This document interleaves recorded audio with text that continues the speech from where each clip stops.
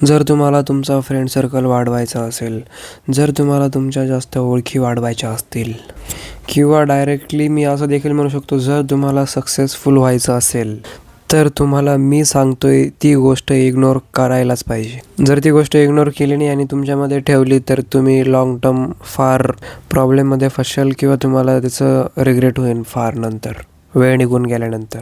So the thing is, ती गोष्ट आहे इगो. Yes, ego. आपला इगो आपल्या प्रत्येक कामामध्ये जर आपण मध्ये आणत राहिलो, तर there is very less chance to get that work successfully done. कारण दुसरं कोणी नसून इगो अशी गोष्ट आहे जी आपल्याला आपल्या रियालिटीशी भेटून देत नाही, आपल्याला आपलं खरं रूप आपल्यापासून लपवते. ती गोष्ट आहे इगो. आपण आपल्या मनामध्ये एक चुकीचा भ्रम पाळतो, त्या भ्रमावरती विश्वास ठेवून आपण आपली एक वेगळीच आयडेंटिटी निर्माण करून आपल्या रिअल आयडेंटिटीसोबत अनोळखी होऊन आपल्याला चुकीच्या आयडेंटिटीमुळे बरेच काही अडथळे निर्माण जे होत असतात ते फेस करावे लागतात. फॉर एक्झाम्पल, तुम्हाला नवीन फ्रेंड्स बनवायचे आहे, बट तुम्ही ते फ्रेंड्स बनवायच्या आधी त्यांना ॲप्रोच करायच्या वेळेस ते ॲप्रोच करणं तुमच्या इगोवरती घेता. म्हणजे तुम्ही ॲप्रोच करणं, you just take your approaching as ego. तुम्हाला असं वाटतं की समोरच्याने मला ॲप्रोच करावं, मग मी त्याच्याशी फ्रेंडशिप बनवेल. मी का जाऊन, जर तो मला भाव देत नाही वगैरे वगैरे. भाव देत नाही आहे, डू यू अंडरस्टँड? आपण दुसऱ्यांच्या भावाची इतकी कदर करतो, दुसऱ्यांच्या भावनांची एवढी कदर करतो. दुसरे आपल्याला व्हॅल्यू देतील तर आपण त्यांना व्हॅल्यू देऊ. But do you have think at some point की why they will give you भाव जर तुम्ही त्यांना, they will give you value जर तुम्ही त्यांना व्हॅल्यू दिली नाही? Who are you? First of all आपण ह्या रिॲलिटीशी वाकिफ झालं पाहिजे की वी आर नथिंग. आपण असे कोणीच नाही आहोत जेणेकरून आपल्याला अट्रॅक्ट होऊन लोक आपल्याला व्हॅल्यू देतील. We are known, we are nothing हे ॲक्सेप्ट करणं इटसेल्फ तुमच्या सक्सेसची पहिली पायरी असेल. कारण आपण बऱ्याचदा इगोवरती घेतो ना. इगो असला म्हणजे भ्रमिष्ठ आपण म्हणतो ना, एखादा व्यक्ती भ्रमिष्ठ आहे, मग तो खोट्या भ्रमात जगत असताना त्याला त्याचं खरं रूप माहीत नाही राहत. माहिती असूनही न माहिती असल्यासारखं तो वागत असतो कधी कधी. आय मीन, इगो अशी गोष्ट आहे ती नष्ट करून टाकते. हे ट्रू का मानलं जातं आहे? कारण इट इज व्हेरी लॉजिकल की जर इगोमध्ये आपण आपली खरी आयडेंटिटी विसरलो, तर खोट्या आयडेंटिटीवरती आपले पुढचे कामं ऑफकोर्स चालणार नाहीच आहे. Anybody can tell with simple logic आणि anybody can even understand. But the thing is like implementation. आपण प्रत्येक गोष्टीमध्ये या कॉन्सेप्टचा विचार करत नाही. जेव्हा आपण फ्रेंड्स वगैरे बनवतो नवीन वगैरे, जेव्हा आपल्याला गरज असते, तेव्हा आपण एका कोपऱ्यामध्ये कुडून बसतो. आपण म्हणजे particular some amount of people, some amount of audience, some amount of लोक एका कोपऱ्यामध्ये बसतील आणि विचार करत राहतील की या आय एम द वन. माझ्याकडे जर लोक आले तरच मी त्यांच्याकडे जाईल, त्याच्याशिवाय मी जाणार नाही.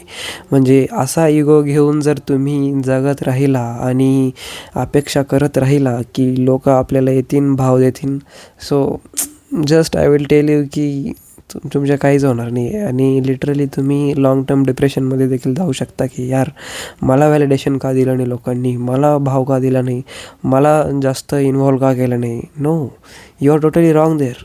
मी बी अशाच भावनेत जगायचो आधी, पण I accepted the thing that the problem is not in themselves, the problem is in me myself. माझ्यामध्ये प्रॉब्लेम आहे, त्यांच्यामध्ये नाही. ते मला भाव देत नाही, त्यांचा नाही प्रॉब्लेम, त्यांच्यावरती नाही राग भरायचा. ते मला भाव देत नाही, माझा प्रॉब्लेम आहे, त्यांचा नाही. माझा प्रॉब्लेम असा आहे की मी जास्त व्हॅल्यू देत नाही. So that's why. आणि कोणत्याही फ्रेंड सर्कलमध्ये, कोणत्याही ग्रुपमध्ये तुम्ही जर ऑब्झर्व केलं तर तुम्हाला आढळेल की प्रत्येक